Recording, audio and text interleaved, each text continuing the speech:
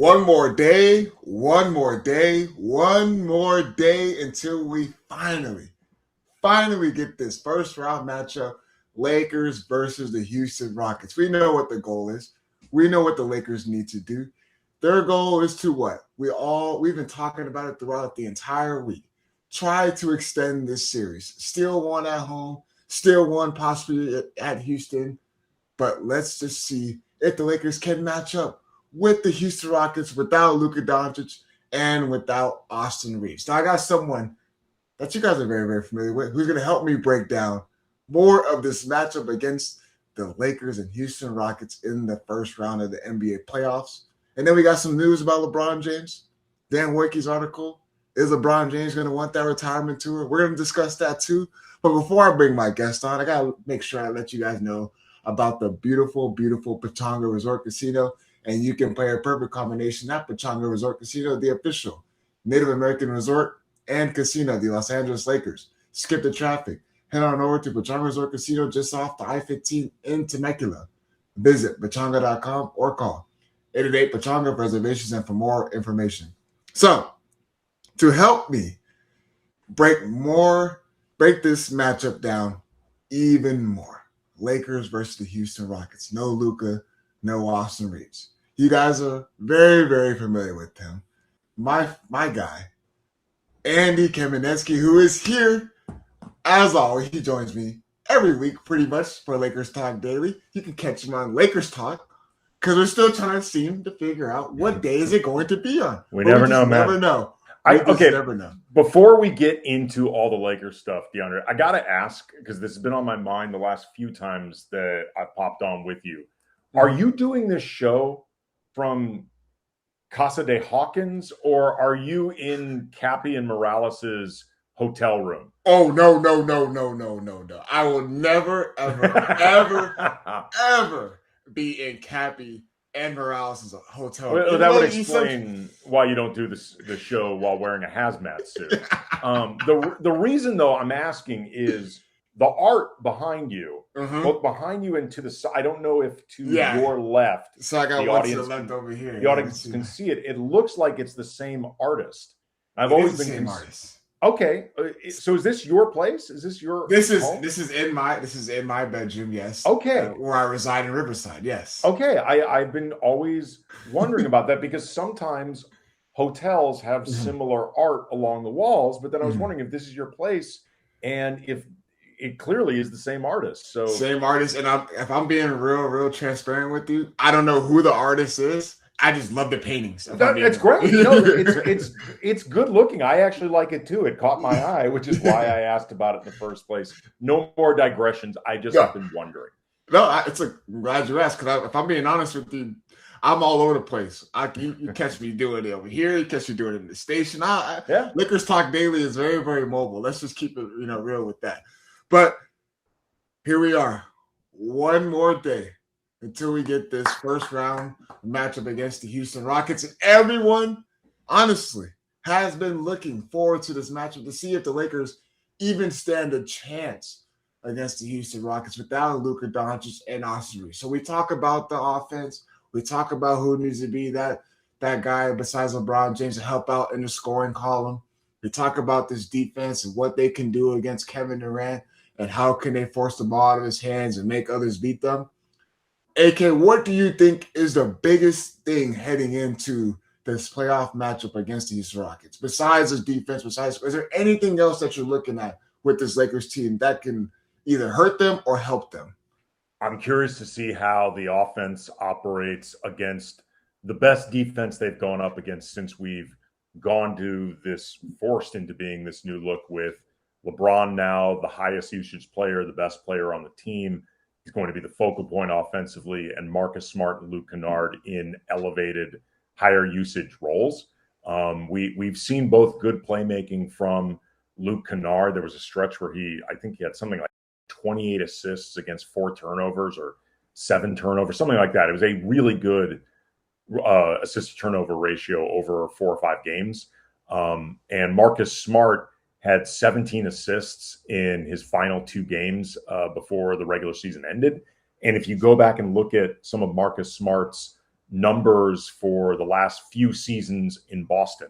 When the year that they went to the finals and a couple before that, he's got a history of about 5 to 6 assists a game, and his usage going up in the playoffs. And he has been a primary point guard in the past. Like, I don't think he was ever considered, or shouldn't have been considered, Chris Paul level point guard or something like that. But he's been a primary point guard on a team that has made deep playoff runs. So he at least has some experience with that. He's definitely not going to be afraid of the moment, but it's still going to be interesting to see how the offense operates against this level of defense.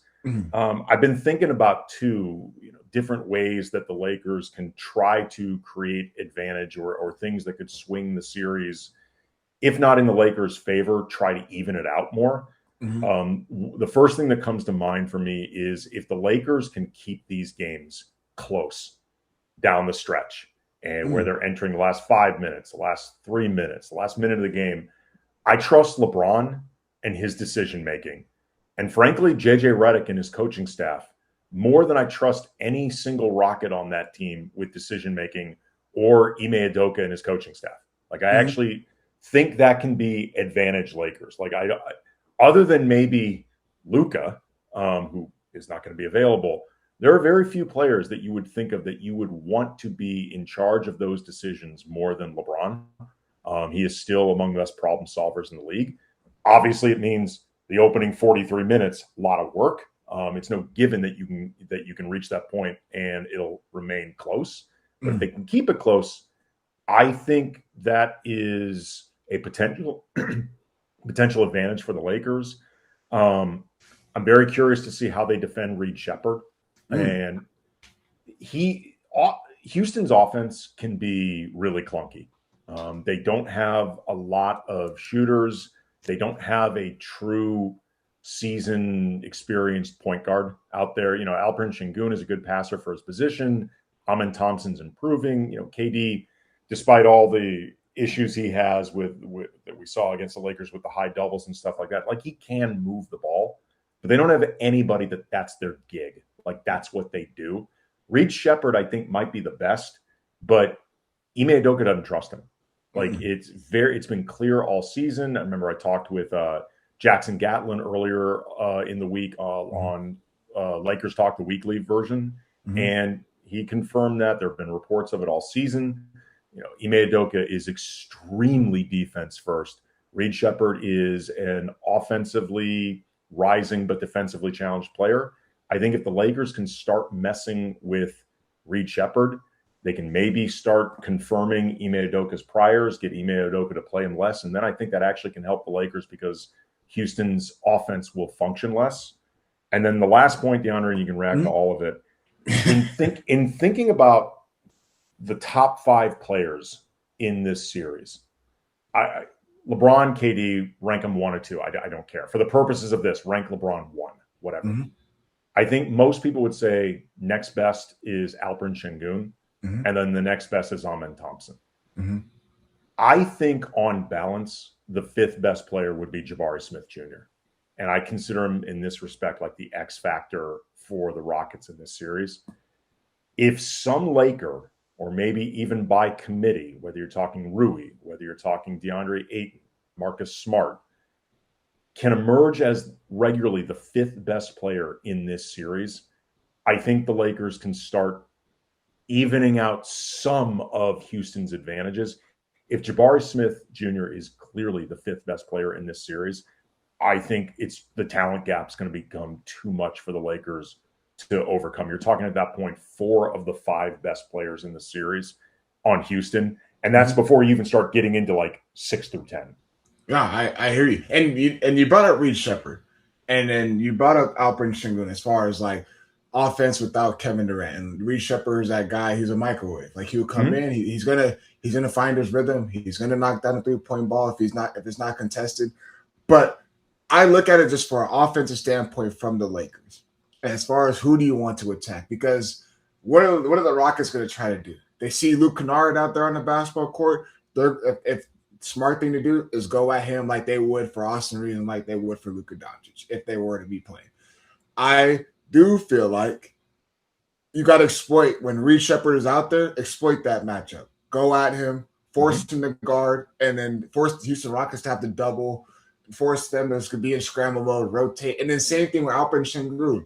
If you're DeAndre Ayton and you're setting the screen, roll hard to the basket and then force the switch because now you're leaving Alperen Sengun on a one-on-one setting on an island. That's get him in foul trouble. Get him in foul trouble. Like that's other ways to look at it rather than, trying to set it down screen and try to get Luke Kennard open. Like, no. What does JJ Redick and them like to do? They like to set those on balls and they like to get the mismatch. And so if that's the case, go at the two that Ime Udoka has to put out there because Reed Shepard, besides him, in the point guard role, Amin Thompson's not a guy that can expand the floor. He's looking to move without the basketball. He's looking to get into the paint, little floaters, little touches, but ultimately he is a defensive wreck. That's what he likes to do. And then we look at Tari Eason. Tari Eason was supposed to be that guy for the Houston Rockets, but he is not shooting the ball well. His three-point ball has been really low this season. Post All-Star break, it's been brutal for Eason. Yeah. So you throw Eason in the mix because they trust him more than Reed Shepard on one end of the floor. That's what I'm saying. So they trust him on the defensive end of the basketball court. But at some point, if his shot's not falling, Ime Udoka has no choice but to go to Reed Shepard, which they have been doing. So there's ways right there where Lakers can, if you want to try to keep it close, there's seemingly ways with the Houston Rockets because they still have the Houston Rockets have flaws on certain ends, even though they're a great defensive team with Jabari Smith Jr., Kevin Durant.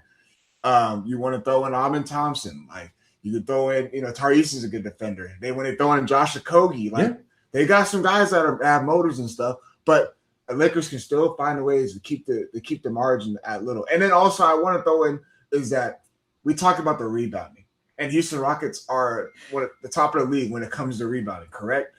And it's crazy because imagine if they had Steven Adams still, and just imagine how the rebounding would be even more. But I think that's what I'm looking at even more is a rebounding when it comes to this Lakers team because there's moments where Lakers give them a lot of second chance opportunities. And especially when Houston Rockets are trying to bat the ball out, like you have to limit them into one possession. You have to limit them into one possession because you don't want to get in a mode where it's offensive rebound after offensive rebound. Then now you have to exert more energy. And then you got to make sure you're boxing out. You got to make sure you're doing your job. This is one of those games where you have to do the dirty work. You have to go out there and you cannot have mental errors, especially in a playoff setting. I mean, I've been to practice every day this week in El Segundo, other than today, because obviously Deondre Hawkins takes precedent over being in El Segundo. I appreciate that. Dude, you're my guy. But that's been a constant theme all week. Like JJ on Tuesday said over and over, ball security, boxing out, ball security, boxing out. If we don't do those two things, we are not going to win. Like he just said, we will lose. The ball security piece of this, I think, is interesting just because Houston's defense is really good, but they're not super disruptive in terms of creating turnovers. Like they're middle of the pack in terms of deflections, steals. Jackson Gatlin mentioned in our preview that they were much more disruptive that way last season than they were this season. He suspected the increased role Amin Thompson's had as an offensive hub has sapped a bit of that energy that he had last year.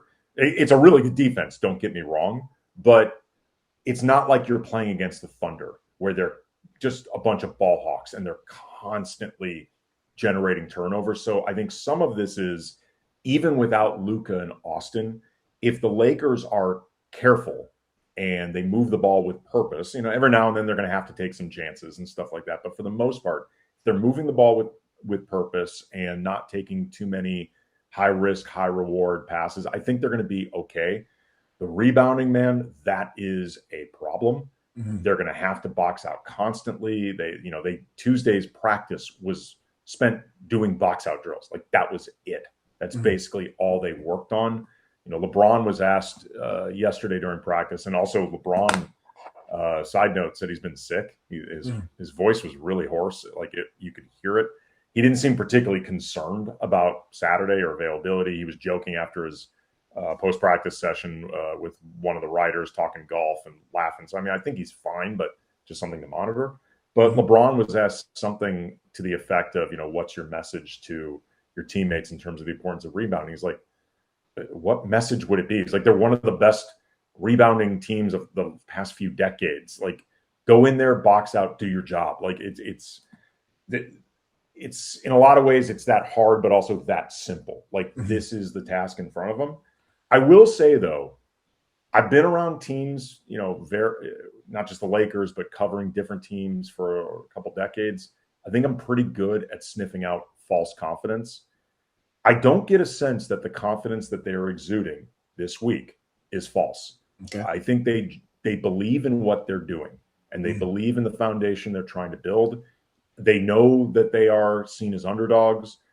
Both J.J. Redick and Luke Kennard talked about there's a certain freedom that comes with that, like when nobody expects you to win, and deep down the talent gap favors them. There's a certain freedom you can play with because just go out there, play hard, play your best, and if it's not enough, not because of any failures on your part. It's we're missing two of our best players, one of whom is a top 5 player in the league. Like, what are you going to do? Exactly. If anything, there's way more pressure on Houston in this series. There's way more pressure on them. And I totally agree with you. But we definitely could dive more into this on the second half of this episode. And I definitely want to get your thoughts on Dan Wojcicki's article for LeBron James as far as his retirement tour, if he even wants one. But before we do any of that, I have to let my partners at Pachanga give you guys a quick word.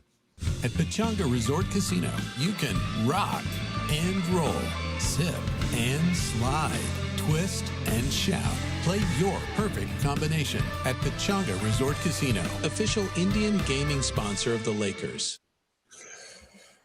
All right. What is going on? Welcome back.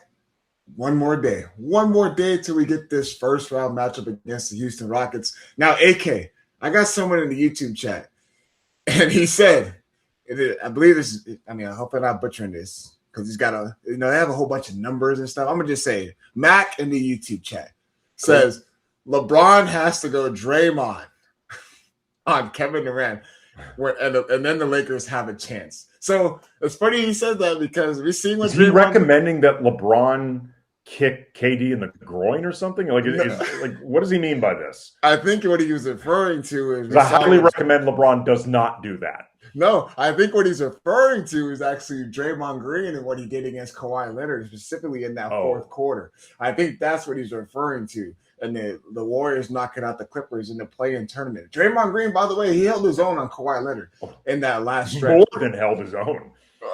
My goodness. I was real surprised that I thought the Clippers were really going to beat the Warriors. I thought Steve Kerr was legit about as far as the minutes restriction. I thought – it's funny. It's crazy. The minutes restriction apparently was 40 minutes, which is basically Steph Curry's minutes. It wasn't really much of a minutes restriction. So take that as you will. It's funny, but the Clippers always going to find a way to clip. Mm-hmm. But Dan Wojcicki, he had an article, and this is centered around LeBron James and what's the decision going to look like for LeBron James heading into the offseason, and then kind of summarizing this playoffs and how LeBron James feels with this team, understanding that Luka Doncic and Austin are going to be out. And the biggest thing as far as in this article with Dan Wojcicki and Sam Amick touching on LeBron James. And if this playoff run, could this be the end of LeBron James? Is this going to be the end of LeBron James for the Lakers? Or we've seen what they happened in the month of March, going 15-2. And then that's suddenly lit a spark as far as how this offseason could potentially be by most likely, not saying most likely, but considering LeBron James coming back in a Lakers uniform and returning with Luka Doncic and Austin Reaves. But one interesting thing is that I was always in the assumption that LeBron James, when that time comes for him to retire, he is going to want a retirement tour. And deservedly so, respectfully, he does deserve a retirement tour just because of everything that LeBron James has accomplished. It would make sense. And whether that's here in LA, whether that's there in Cleveland, whatever the case is. But in this article, they elaborate on that. And per LeBron James, this is his team speaking, that he has not made a decision yet in this future, which I get it. It's hard when you're playing so well. I think it is impossible for LeBron to make a decision right now because at this stage of his career, with this type of mileage and age, I don't think he can know what he wants in June, July. I don't think he can truly map it out with precision and decision now. Yeah, and again, it's hard because he's playing really, really well, and the way this team has turned around through the second half of the season, like, of course you're gonna have you're not gonna have a legit answer because it's gonna take some time to reevaluate. It's a whole bunch of things going into. But I think the interesting thing in this article is him pretty much flat out saying, per sources, per Dan Wicke, and him speaking to LeBron James's team, members of LeBron James's team, is that he does not want a retirement tour. That is what was said in the article, that he does not want a retirement tour. Now, everyone, as soon as they seen that, as soon as they read that, they're like, man, get out of here. I don't believe that. LeBron James, we see how his ego is. LeBron James does his best for LeBron James. We get all those different narratives. Sure. I was a little bit shocked. I mean, of course, he's not going to go out there and just say flat out, yeah, I want a retirement tour. It's going to be a decision. It's going to be him just thinking along the process, of course, heading into the offseason, whether he's going to retire or not. Are you surprised at all that this was the response and the answer to him not wanting a retirement tour? No. I've brought this up on Lakers Talk. I know a few different occasions. It's come up a lot on my unnamed podcast. You need, in thinking about this and understanding it, you need to separate what you think in a perfect world would appeal to LeBron personally or emotionally. And there are people who would think ego, LeBron's love of the spotlight, like, of course he would want a farewell tour. That may be the case, but it's not the right way to think about this. What you need to actually think about is what a farewell tour entails and like what is required in order to do that. First, it's logistics. It is really difficult to actually make yourself available for a farewell tour because really the farewell tour is about the road cities. It's not about the home. It's not about the home 41 games. It's about the road cities. And at this stage of LeBron's career and the type of age and mileage, and remember, he started the season with sciatica. He's had this arthritic foot for a few years. It's extremely difficult for him to plan to make himself available for the last goodbye in Philly, the last goodbye in Boston, the last goodbye in Sacramento, and down the line. And if you go back to Kobe's farewell tour, which I covered that, I was around that all the time. Kobe prioritized the road games and often took home games off in order to make himself available for that goodbye in Milwaukee and the goodbye in San Antonio and all of that stuff. And in order to do that, that meant sometimes sitting out home games. And those would be this was true load management. This was Kobe pushing 40, coming off an Achilles tear where he was never the same player. You can't do that. I mean, putting aside the fact that LeBron can't even guarantee at this age that he will be available for that road game, you can't do that for a team that is actually playing for stakes and is conscious of its playoff seeding and its record and building good habits and building into the best version of yourself.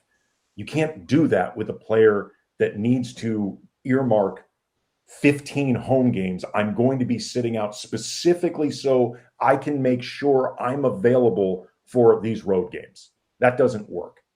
And then you start getting into the optics and the practical effects of this on your team. Again, I covered Kobe's farewell tour. The players on that team, none of them resented Kobe for this tour. They all recognized why he earned it. They all recognized the legend he's been for the Lakers and the NBA. Like, they all knew he damn well deserved this. But it got old. It got old answering the same questions every single time they went out on the road, sometimes to a road venue they'd already played at, where, favorite memory of Kobe. What did you learn most from Kobe? What's the league going to be like when Kobe's not there? Do you really believe him that he's going to retire? Like, all of that, it gets old, man. Like it becomes a lot, and it saps focus. Like it can become a legit distraction. And if you are playing for stakes, if you want to make a deep playoff run, if you want to try to win a championship, which is the only reason LeBron would keep doing this at this point, he's got really nothing left to accomplish in the first place. This bleep is hard at this stage of his career. Like it's hard getting yourself up for this and the work that's entailed. You're only going to do this for a team that's got an actual chance of winning something. You don't want to create that distraction for your teammates, but also optically, it's a bad look. Like you look like you are making this about yourself during a championship run, or a team that's trying to make a championship run. Every time you lose a game, people are going to be blaming it on the farewell tour, or it's all about LeBron. Like Kobe's team, when he did the farewell tour, had no stakes other than getting Kobe to game 82. Like those were the stakes. And like when Kareem did this, this is almost 40 years ago. It was a different media environment, and Kareem was not as outward a star presence as LeBron. Kareem didn't like any of that stuff. Like in retrospect, it's almost shocking that he did this in the first place. Like, or that he was willing to, put up with the pomp and circumstance. So no, I would find it more surprising if LeBron did do a formal farewell tour, like unless he has some burning desire to retire as a net or something like that. Like you can't do this for a team with stakes.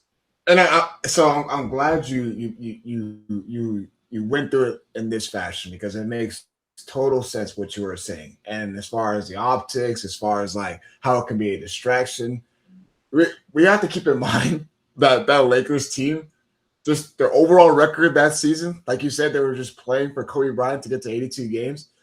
They were 17-65, AK. Yes. Dude, I was there. 17. You don't have to tell me. Like they're 17-65, and I mean, in the year after he retired, like they weren't getting nowhere. You know what I mean? They was all leading up to just kind of see if this little the young core of Clarkson, Randall, Russell was going to work out. Then that's when we started to see Xavier Henry. We started to see the Wesley Johnsons come along, and then the Lakers team was just all over the place. A man, Ronnie Price. You started having Robert Sacre. Ronnie Price was starting. So then look at the dog years for LA, right? So knowing that this roster, and I'm sure, like you said, they had no resentment because they looked at it zero, and they knew that there was zero chance they're going to win a championship there. If we're being honest, that season, like you mentioned, the young guys, like their development took a back seat in a lot of ways to Kobe and getting Kobe through. Like they played one way with Kobe, one way without Kobe. Like I was covering that team. Like I was around it a lot.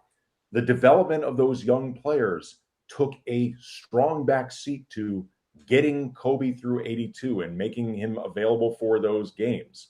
I'm seeing right now a comment from JF saying it didn't get old.